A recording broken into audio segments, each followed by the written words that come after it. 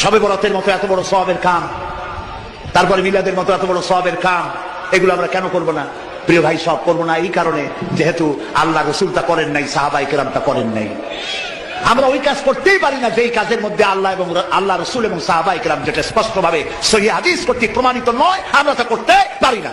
বলেন, প্রত্যেক জায়গায় যখন যেখানে একটা করে সুন্নাত, একটা করে বেদাত ঢুকেছে, তখন সেখান থেকে একটা করে সুন্নাত উঠে গেছে। পুরো শাবান মাসের সুন্নাত ছিল, রাসূল সাল্লাল্লাহু আলাইহি ওয়াসাল্লাম রমজানের পরে সবচেয়ে বেশি সিয়াম পালন করতেন শাবান মাসে। একটা লোকও পাবেন না সিয়াম পালন করার, আল্লাহ রাসূলের সুন্নাতের অনুসরণ করার। কেন? এই শাবান মাসে একটা বেদাত ঢুকে গেছে, তার নাম শবে বরাত। সবাই অপেক্ষায় আছে এই শবে বরাতের দিনে ইবাদত করবে, গান করবে, বক্তা নিয়ে আসবে, আলোচনা করবে, খাওয়া দাওয়া করবে, হালুয়া রুটি করবে। এই শবে বরাতের এক বেদাতের কারণে রাসূল সাল্লাল্লাহু আলাইহি ওয়াসাল্লামের এক মহান সুন্নাত হারিয়ে গেছে।